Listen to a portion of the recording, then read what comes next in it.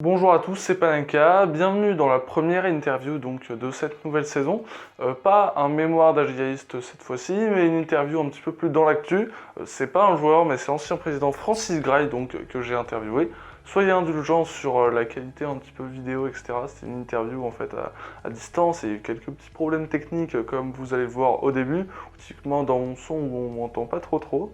Mais du coup voilà, je vous laisse avec 15 minutes de bonheur. Bon visionnage. Comment allez-vous depuis votre départ? Eh bien, écoutez, ça va bien. Là. On se repose, on fait des choses qu'on n'avait plus l'habitude de faire, donc tout va bien. On fait parfois des petites bêtises, vous voyez, mais bon, rien de bien méchant. Mais voilà, on fait du bricolage là où ce que je n'avais plus fait depuis quelques années. Euh, Retour en mai 2017, vous succédez à excusez-moi, vous succédez à Guy Cotteret. Comment s'est passé votre arrivée au club?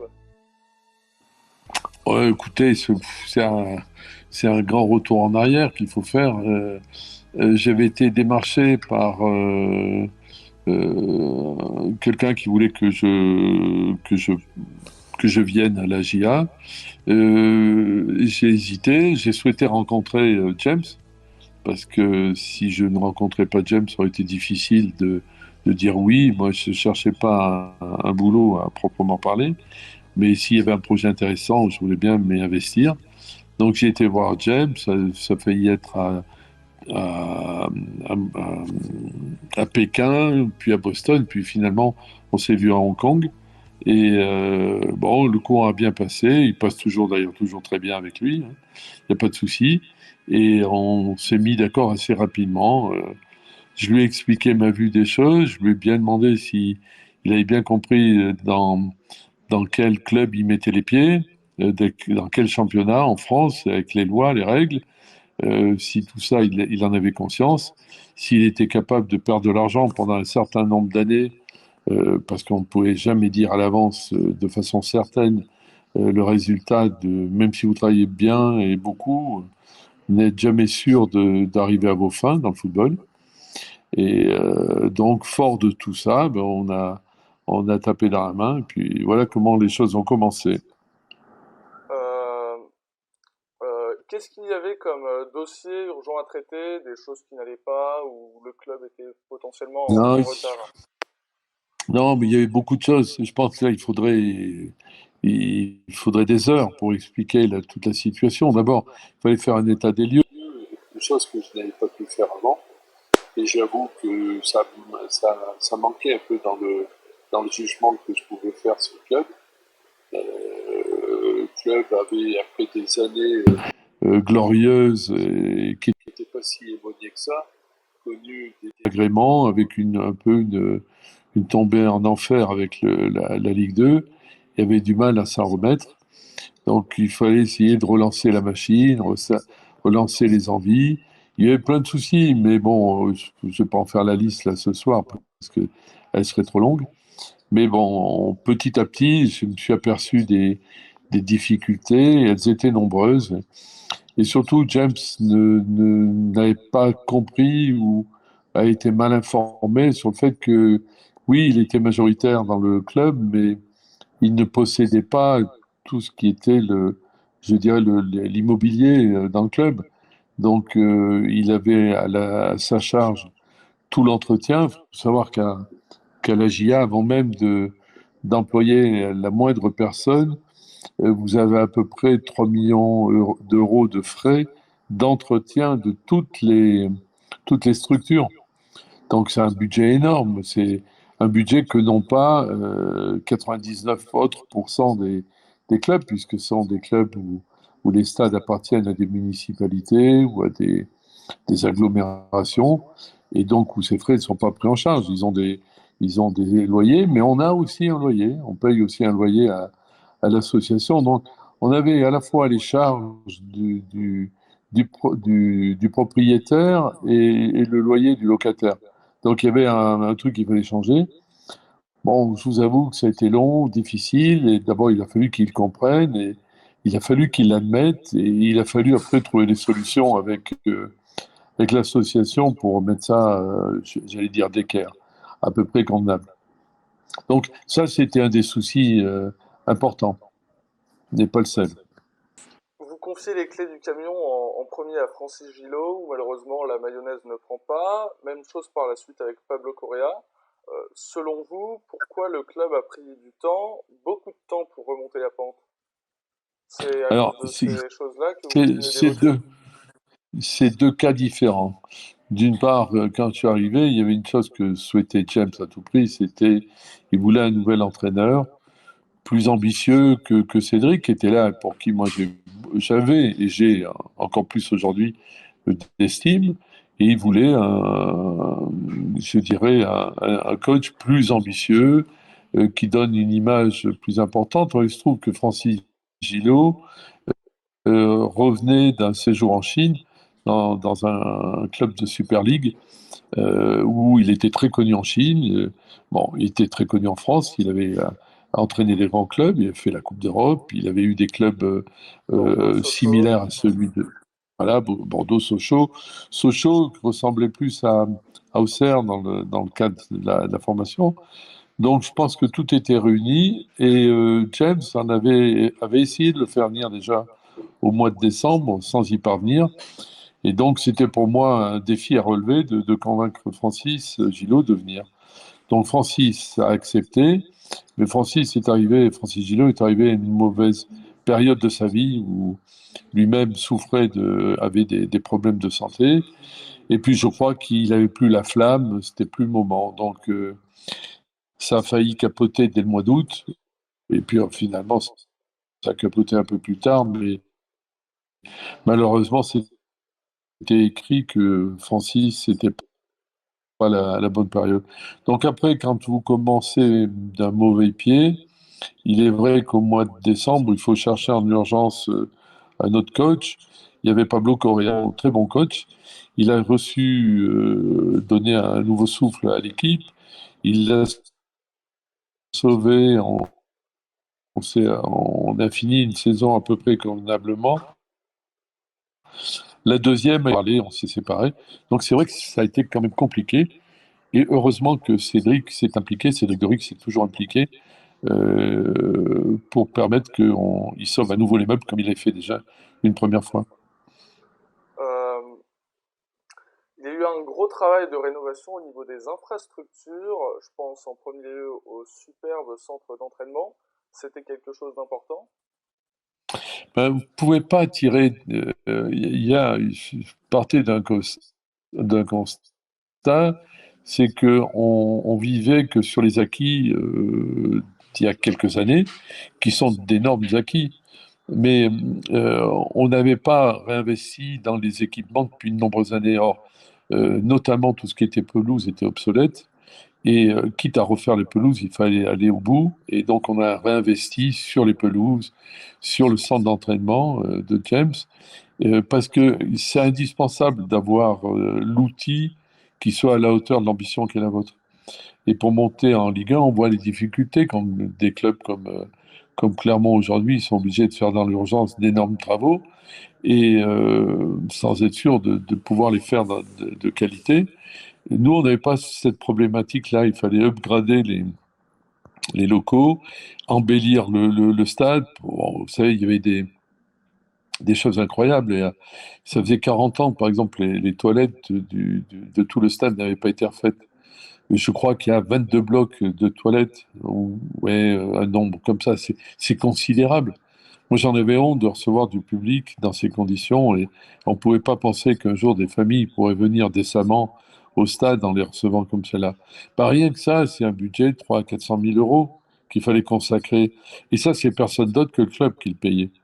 Donc, vous voyez, il y avait plein de domaines. Donc, on a beaucoup travaillé, on a beaucoup investi dans ce domaine-là. Et quand on investit là, on n'investit pas forcément sur le sportif. Et autant on avait un budget conséquent et on devait être toujours dans les 5 premiers budgets, pas au niveau global, mais pas au niveau de la masse salariale sportive, où on se situait plutôt dans la deuxième partie, plutôt au-delà des 10 premiers que des 5 premiers. La formation formation un peu reculée dans l'effectif pro, selon vous, c'est nécessaire pour remonter ou c'est seulement des choix du coach? Alors, c'est indispensable. Enfin, la formation à Auxerre est étroitement liée. James est venu à Auxerre parce qu'il y avait la formation. On peut pas. Bon, on a tout fait. Maintenant, il y a des choix de coach. Des coachs. Là, je pense que je me suis trompé parce que je pensais que Jean-Marc était quelqu'un qui était beaucoup plus proche de la formation. Du moins, c'est ce qui me semblait. Et on s'est aperçu que finalement, ce n'était pas le cas. Alors peut-être que dans son esprit, il faut monter avec des groupes beaucoup plus soudés, qu'on a peine à trouver parfois avec des jeunes joueurs qui ont d'autres ambitions. Donc, il n'a pas vraiment joué ce jeu-là. Donc, ce qui fait que, oui, elle a régressé parce qu'il y avait de moins en moins de minutes jouées par des joueurs formés au club. Néanmoins, quand on voit sur les saisons où je suis resté au club, c'est pas loin de presque 40 millions d'euros de joueurs qui ont été vendus. Ça veut dire que c'est des joueurs formés au club qui ont de la valeur. C'est ça. Alors, ils auront réussi ailleurs, d'autres réussiront ailleurs d'ailleurs, hein, c'est certain. Bon, maintenant, on va pas contre le choix d'un coach. Du moment où vous avez choisi le coach, si le coach il vous fait monter, bah, c'est lui qui a raison, hein. Euh, Avec le recul, est-ce que vous auriez choisi donc Jean-Marc Furlan ou un coach qui colle peut-être un peu plus donc à la philosophie de la formation ou du club? J'aurais sans doute beaucoup plus discuté avec Jean-Marc qu'on l'a fait. Pourtant, on s'est vu pendant 5 6 mois avec Cédric et Jean-Marc pour discuter de tout ça. Euh, bon, c'est un élément de son personnage que je n'avais pas perçu alors et je pensais qu'il était différent. Mais bon, après, on ne va pas refaire l'histoire et je ne vais pas revenir, hein. Vous savez, si demain Jean-Marc fait monter la GIA, Bien tout le monde sûr. criera au génie. S'il ne le fait pas, tout le monde dira que c'était une grossière erreur. Voilà. Cette pression, alors non, une question que j'ai oubliée avant, Jean-Marc Furlan donc pointe souvent le fait que les supporters veulent la Ligue 1. Est-ce que cette pression, elle joue sur le travail au quotidien ou c'est un petit peu une Non, excuse? non, non. Non, mais il faut. Non, écoutez, je pense que Jean-Marc, comme moi, on a connu quand même d'autres clubs. On en a connu pas mal. Enfin, moi, j'en ai connu au moins deux, et où la pression était quand même bien plus importante. La pression des supporters, la pression des dirigeants, la pression des médias. À JA, il n'y a pas tout ça. Il y a de l'exigence.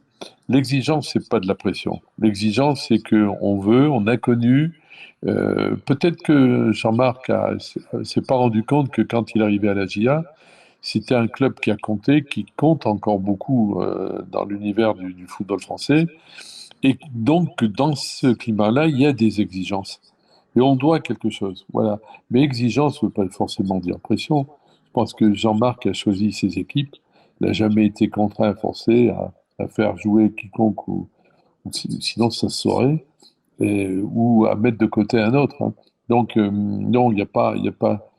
Bon, après, je dirais, des excès de langage de la part de Jean-Marc, bon, que j'ai pas apprécié, d'ailleurs, je l'ai toujours dit.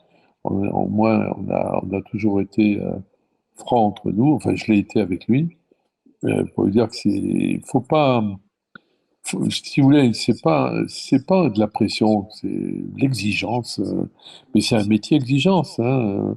On a des coachs qui ont des salaires élevés parce que c'est des métiers où c'est à 100%, c'est 24/24, 7 jours sur 7, et on leur demande beaucoup.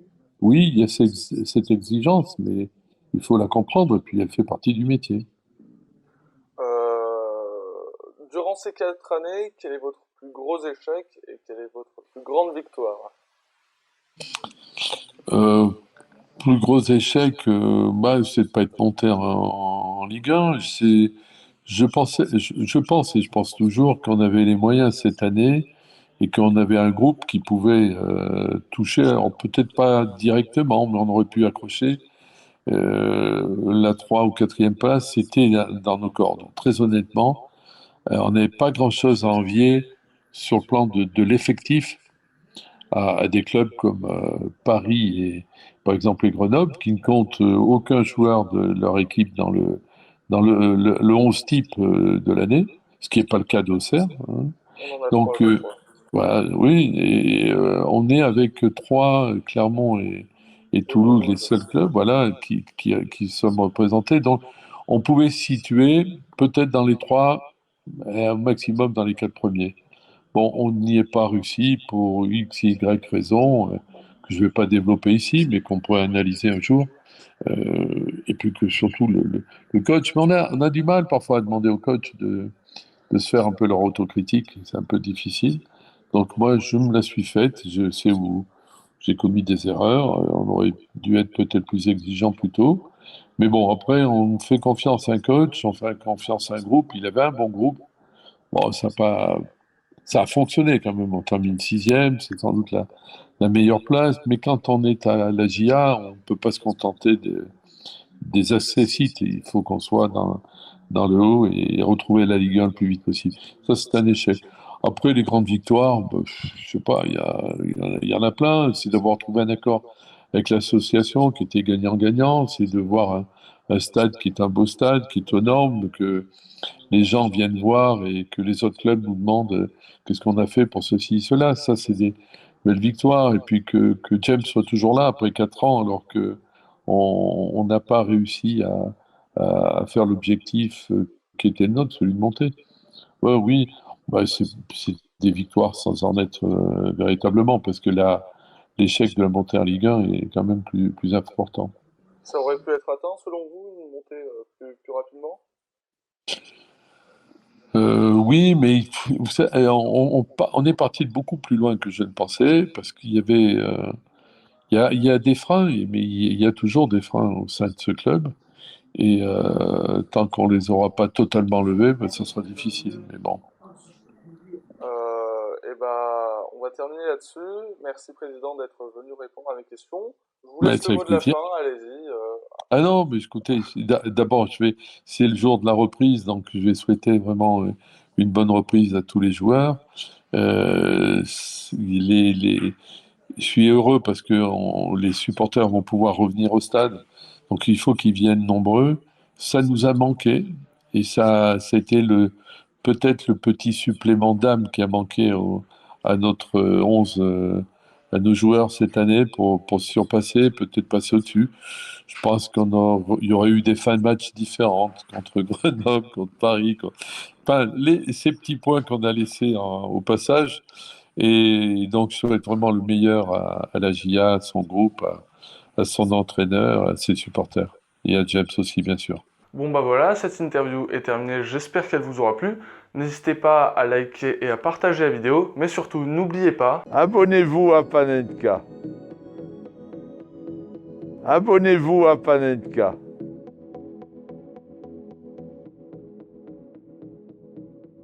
Abonnez-vous à Panenka.